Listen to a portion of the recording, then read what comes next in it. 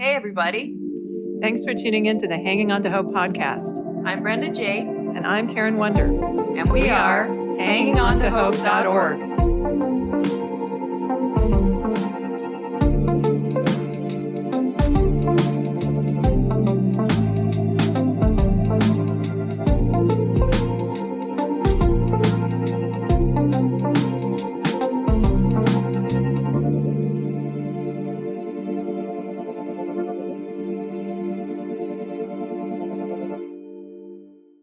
This podcast is intended as educational and is not psychological or medical advice. Always consult a professional when needed, and we disclaim any liability in connection with the instruction, information, or advice given. Hi, everyone. Thanks for tuning into the Hanging On to Hope podcast. This is Karen W. Today we have Jennifer Raftis on the podcast. Jennifer is a director and counselor at New Life Counseling in Tucson, which is a ministry of Arizona Baptist Children's Services. I met her at our women's retreat I attended a few weeks ago. She spoke at a breakout session that was on finding God in the still small voice. Such a needed thing to be focused on right now. Jennifer broke down some of the science behind what goes on in our brains when we do not take time to rest. It was fascinating that our brains need a Sabbath rest, which is why God tells us to take a day of rest every week. So welcome to the show, Jennifer. Hi, good morning. Thank you for having me. Yes, thank you for being on our show. Yes. So I love the message that you and Amanda Young gave, another counselor that works with you. The first thing that spoke to me as you guys were telling the story about Elijah, and that after Elijah fled Jezebel, he was in fight or flight mode and he asked God to take his life. Elijah said God heard him in a still small voice. We just talked about this story in a podcast we did with Patrick Weaver. So this really struck me because it was just something I'd looked into, and I thought it was really fascinating that he brought that up. Yes. If you read those verses in 1 Kings chapter 19, it really is fascinating to me that how God approached Elijah when he told him to stand on the mountain before the Lord. It says that the Lord passed by first in a great and strong wind, but the Lord was not in the wind. Then in an earthquake, but the Lord was not in the earthquake. Then in a fire, but the Lord was not in the fire. And after the fire, a still small voice. And then it said, so it was that Elijah heard it. So God was in the still small voice. I just thought that was really fascinating, how you guys kind of talked about that. Anything you'd want to add to that just to start? Yeah, so I was privileged to be able to attend the breakout session and speak with Amanda Young. I wasn't planning on to, but we were talking about, rest in the brain. And she was like, can you just bring that up? Because I'm talking about peace and stillness in God. And so I think it all just blended well together, and it's really important. We're all looking for big signs or a big loud voice, and when we really focus, it's in that stillness, it's in that connecting with God and that quiet moment. And I think we forget that with the busyness in life. So I got a lot out of it too. I was able to just kind of listen to Amanda and be like, oh yes, I need to do that. Oh, I need to focus on this. And we live in a world where that's so hard because everywhere you go, there's noise, even when you go out to eat, there's music really loud, or it's just, we don't have a lot of stillness anymore. And it almost feels probably more uncomfortable now than it ever did. Mm-hmm. Yeah. So, being through trauma myself, I need that still small voice and that quiet time. If things get too loud for me, I have to take a step back. Yeah. I do need a lot of quiet. I used to be probably a lot more extroverted, but now I'm probably 50-50 where I need that introverted time and just spend that time with the Lord as well. So hi, I'm Brenda J. I forgot to introduce myself. So we're going to dig right into some questions on the brain and trauma. So I just wanted to know, what happens to the brain when you are abused? Okay, so there's so much research and so much I can say about trauma in the brain. So I'm going to try to keep it as simple and brief as possible, but there are important things to say about this. First of all, it's important to know that, abuse is trauma, and it's important for people to know that trauma happens to you, not because of you. There's a lot of, I think, shame and identity connected to trauma, especially with abuse, this happened because of me. And it's important to know that, no, this happened to you. Right. Good point. And with trauma, people have to know that it disrupts your homeostasis of your body. It's an injury to your brain. Just like we break a bone or injure ourselves and get a bruise, it's doing the same thing in your brain. It's injuring the brain. It's rewiring all the different parts of your brain. Interesting. So one of the things that it does, so whether you experience abuse or witness a traumatic event or develop PTSD, it's doing something to the brain right at that moment. And so the effects, we start to remain in a state of hypervigilance. So you're in a state of strong emotional reactivity. So what that means is you're feeling overly stressed all the time, even if there isn't anything stressful going on around you. Yeah. So imagine kind of feeling that hypervigilance, even when you're kind of just sitting and nothing's happening and you're just feeling stressed. That's the trauma is reoccurring over and over again in your brain. And so what happens when we experience that stress, even at that time of trauma, specifically in the brain, there's a hormone, a cortisol hormone, it's released and it activates part of the brain called the amygdala. So that's kind of in the lower middle region of the brain. So the amygdala, that's responsible for like your emotions, emotional behavior, your motivation. It tells you if things are safe and unsafe, to be simple about it. And that amygdala actually gets bigger when we experience trauma or stress. And that amygdala ends up causing extreme alertness. So you're either someone could be really aggressive, someone could be really withdrawn, but you're constantly feeling like everything is just unsafe because we're just listening to that amygdala the whole time. And it's like, warning, unsafe, unsafe, unsafe, no matter what you're doing. And so then you're caught in this perpetuating cycle. The word is heightened sympathetic arousal, which means you're in this fight or flight response all the time. And we've heard of that, the fight or flight or freeze response. And that's why some people get reactive or avoid or withdraw, because that's the response to a situation. And that usually comes from some sort of traumatic event or abuse, specifically with physical, verbal, sexual, emotional abuse. That's all traumatic. That ends up distorting your stress responses and your thinking. And physical abuse specifically, a lot of people who have experienced that or are in that, they almost dissociate from their bodies and they almost compartmentalize that experience. And so it's like they have an out-of-body experience, dissociate from it, but then that creates other effects from that. And then with verbal, imagine being degraded and being told like names and all these negative messages told to you over and over and over again. What does that do to the brain? Gaslighting, manipulation. And I know you guys kind of educate people on those sort of things too. So hearing that or experiencing that in the brain, you're taking those messages in, developing negative core beliefs in that, and then you're going to listen to your amygdala, that emotional response every time. And then that develops depression, low self-esteem, anxiety, getting feelings of denial, shame, and it causes all these threat responses. No matter if you're in a unstressed state or stress state, you're just responding as if you're receiving those messages all the time.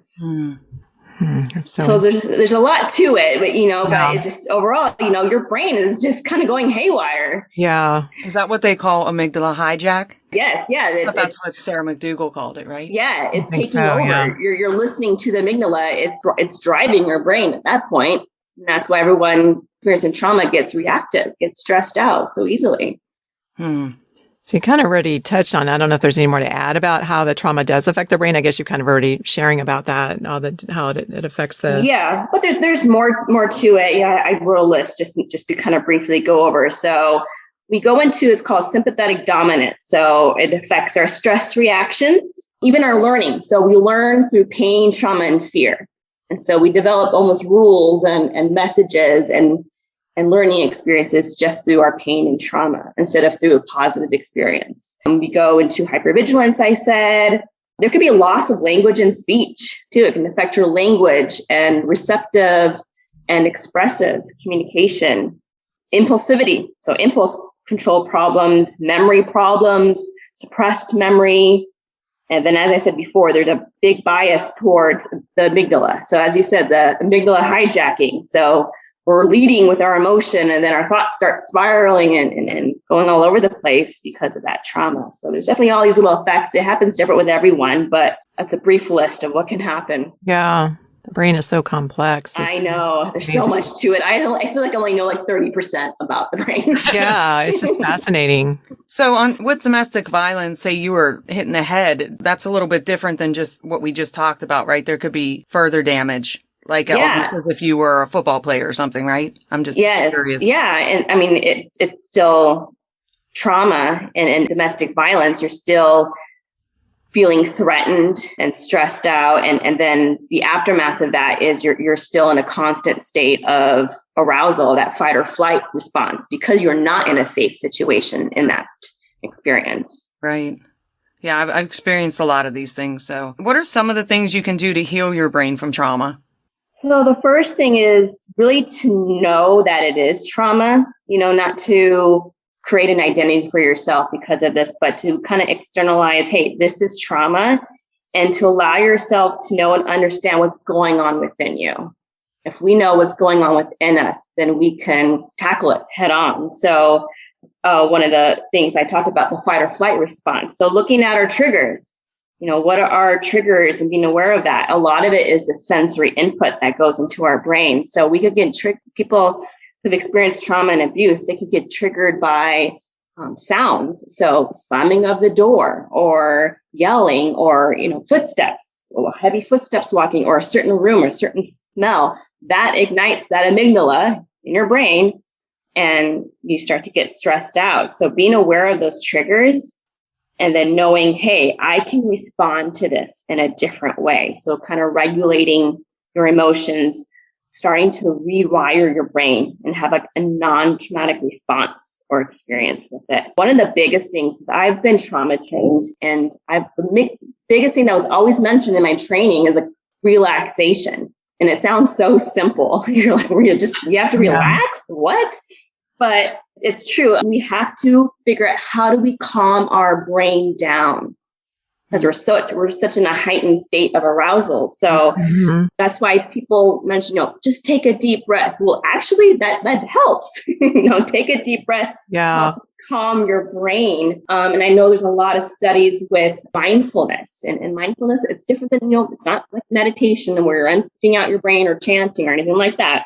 Mindfulness is just really being present, being grounded, taking in the senses around you, having an attitude of gratefulness. That's mindful. So just being in the here and now. And there's been studies that said that actually helps shrink the amygdala. Oh. So being able to, and you're pretty much exercising the brain, just like we exercise our bodies to work out, lose weight, or get fit.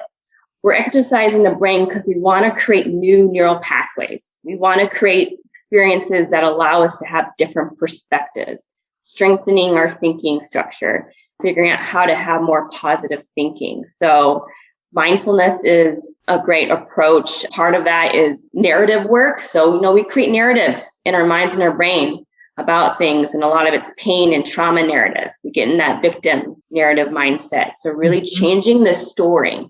Because right now we're repeating the same story over and over again in our brain about the trauma. Mm-hmm. And so creating a better narrative for yourself. So the theme is, I'm a survivor of this, not a victim. And that's the messages and the thinking that you're going to start wanting to do to help create those neural pathways. Yeah. And then also, I would think exercise would be important as well to get the blood flow into the brain. Yes, yeah. And people think, okay, just exercise, that's good, but we got to exercise and work the brain too. Yeah, because it's huge for me. It helped so much. It helps me relax, actually. Yeah. I think I was in fight or flight for 22 years. Mm-hmm. And I rested for 6 months. That's weird that you're saying all this, because I kind of did it with just through prayer and just my relationship with God, but I had to rest to get out of that fight or flight. And the exercise just helped the blood flow and some vitamins and different things, but also just everything that you said, the rest was so important. So that was you kind of having a different experience or a non-traumatic response. Yeah. And I just did a post the other day and I called myself a survivor, which is interesting. So my mindset has changed on its own. Mm-hmm. You changed the narrative. I in did. Your brain. Mm-hmm. That's really, really cool. Yeah, so for me, exercise doesn't relax me, but yoga is, I went through yoga teacher training and I focused on trauma. And I remember them saying just 3 deep breaths get you out of fight or flight mode when you take those 3 deep breaths. So breath work is really, really important to me because I'm always breathing shallow, just by my personality. I'm kind of a type A personality. Oh, yeah, I do the same thing. Yeah. So it's like I really just sitting and like really concentrating, like you're saying, being aware and having that mindfulness of my breath and making sure I'm taking deep breaths, belly breaths, that it's really, that I'm really getting the oxygen that's needed, that I really have to work on that. It's not something that comes naturally to me at all. Yeah, to be able to sit and take a deep breath, like a couple times, it takes patience because we're always in a hurry. So just 3 deep breaths, but I feel like it takes so long, we have to. Yeah, it's hard sometimes when you're got that kind of type A where you just always want to go to stop and like really, I have to fight that. Like, no, you need to do this, even on my breaks at work, because my job is stressful. So sometimes if I'm really having a stressful day, I'm like, okay, I just need to do some breathing and yoga on my breaks to get my body out of that triggered mode. That's you exercising the brain right there. Oh, that's good. It was interesting yesterday because I was looking at our website and I clicked on this article that we had on there from Psychology Today, and it talked about dopamine levels and the difference between a sociopath and a people pleaser, that they're complete opposite extremes in their dopamine levels. And so a sociopath has higher ones in general, and I can't remember exactly what it said. I have to look it up, but it talked about the dopamine levels on a people pleaser being lower, like when they go into that fight or flight, when they're getting defensive and all that. So I'll have to look at that again, but it was interesting. It was really, really interesting. Like, that's on our website? Yeah. It's on Psychology Today on there. I can read that. I have to pull it up. Yeah, I'll pull it up while you can go ahead and answer the next question. I'll pull that article up. Yeah. So in your talk, you guys talked about the science behind rest. And I love a lot. I was taking notes when you were talking, so that when we rest, our brain speeds up and we can actually think better when we are getting that rest. So can you expound on that? Yeah. So first of all, in that part, I got some of my information from a neuroscientist called, her name is Dr. Carolyn Leaf. Oh, yeah. The book Switch Your Brain and Cleaning Up Your Mental Mess. And she's got podcasts. So she explains things just so much better than sometimes when you just read textbooks and things. And she connects it with scripture and faith too. Yeah. So I just love reading that. But she brings the science into it too. And I'm like, oh, that makes sense. This is why God created our brains this way. Yeah, it's interesting. Yeah. So in the talk about rest, I talked about one network in the brain called the default mode network. And I made it a metaphor of, it's like the conductor of an orchestra. So it conducts all the different networks that goes on in our brain, like memory tasks, mental tasks, what we pay attention to. And I said the default mode network can be normal and abnormal, but it's most dominating when we're in directed rest. So it works the best when we're resting. And what was directed rest? So it's a mental rebooting process. So we're reconnecting with who we are. We're being introspective. We're slowing down. We are connecting with our faith and God. So some kind of directed rest. It's very intentional. As you said, I mentioned taking a Sabbath in the brain. We take a Sabbath, we go to church, either Saturday, Sunday, or midweek. So it's doing that daily for our brain. Being in that self-reflective state actually activates your default mode network. So taking a Sabbath in the brain. So what happens when you don't take a Sabbath? It starts working abnormally, and then it disrupts all your natural functions. And then when we have a disruption, what do we feel? We feel bad. We feel depressed, worried, memory issues, we can't focus, low self-esteem. So there's definitely research that says the more we rest, the directed rest part, the better our networks and all those things are going to be activated. Yeah, that makes total sense. Yeah. And so one research I have written down, because I want to make sure I say it correctly. So when we go into directed rest, we enhance and increase the effectiveness of activity in the non-conscious. So the non-conscious part. And so then we increase the gamma waves in our brain. So the gamma waves help us with attention, memory building, learning, and is linked to positive emotion. So we actually feel happier when we're in directed rest. Yes, I definitely feel happier. Yes. You are right on that one. Yeah, it makes us feel good too. And that helps almost challenge those negative emotions from the amygdala. We're actually rewiring our amygdala to feel something good than something unsafe. Yes. Yeah. Yes, that's what I've been doing for a while, rewiring that and resting. And then when I don't rest, I can tell the big difference, like such a big difference in my brain and the way my brain works and actually in my mood. So, and my ability to function. So I did find that article. It talks about sociopaths and psychopaths have higher dopamine release levels than normal individuals.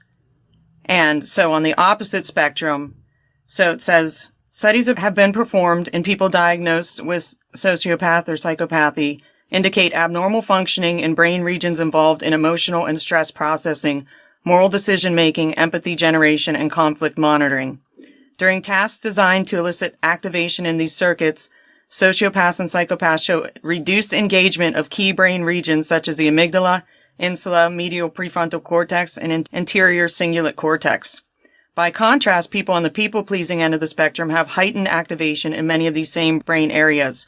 For example, greater activation in the insula and the medial prefrontal cortex is observed in people with higher tendency to conform when confronted with beliefs that they disagree with. For them, disagreeing may have evoked more mental stress. This same pattern of elevated activation during stress-eliciting tasks or during decision-making in the insula, amygdala, anterior cingulate cortex, and medial prefrontal cortex is also seen in people with anxiety and substance use disorders. In summary, whereas people with psychopathy or sociopathy have blunted activation in key brain regions involved in emotional processing and moral decision-making, the brains of people with people-pleasing tendencies and associated mental health challenges have heightened activation. Wow. So there's a causal link between the dopamine system or brain activity in these key circuits in both psychopathy, sociopathy, and people-pleasing.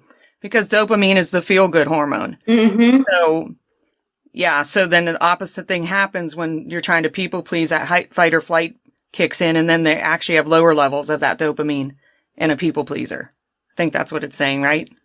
Yeah, and it's interesting that you say people-pleasing, because I just read it the other day, because, everyone knows the fight or flight response, and then there's the freeze response, but then the fawn response. Mm-hmm. Oh, yeah. And that is the avoiding conflict. That's the people-pleasing behavior. So that's actually a stress response from trauma as well.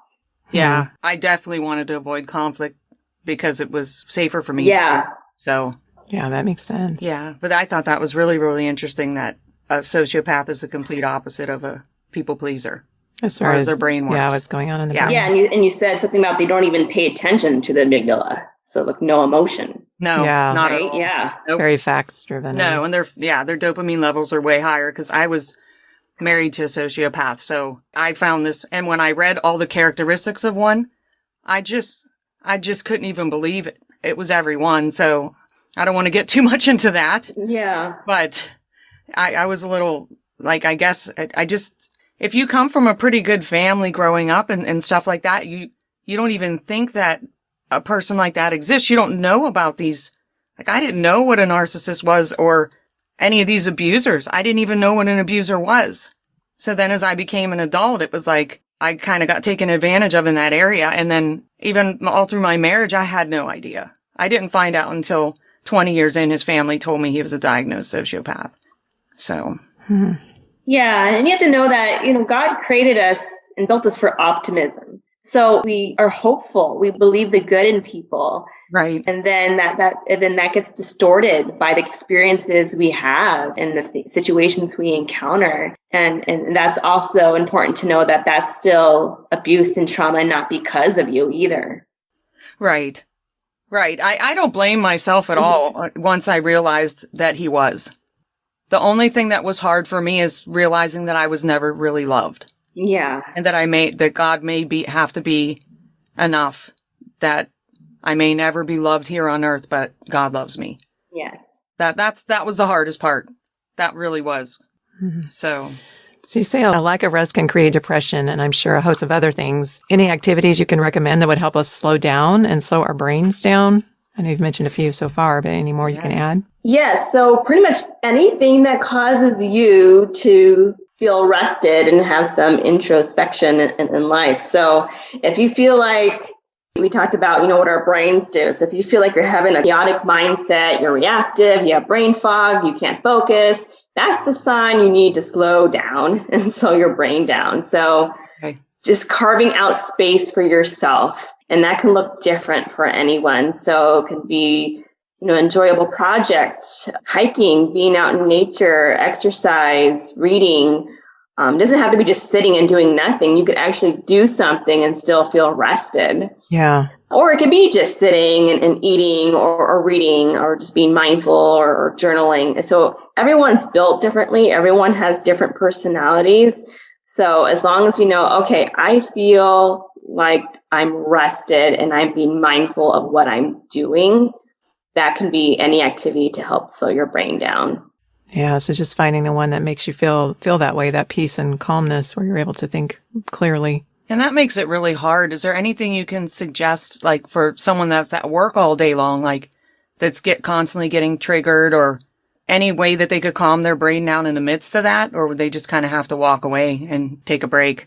So that's probably when like mindfulness comes in. And we talked about breathing. So taking a break and having 4 deep breaths, holding it and then breathing out, stepping outside and identifying, 5 things you see, 4 things you feel, 3 things you hear, 2 things you smell, 1 thing you taste. I do that a lot with people just so they can get back to reality and not in their heads. Us as believers, prayer, saying that prayer, being mindful that in the midst of that, God's still with you. Yeah. He hasn't left you. And being mindful of, okay, God, I'm struggling right now. I need to find rest in you right now. Just give me peace of mind. And that's that introspection that you're aware what's going on, but you're also surrendering that too.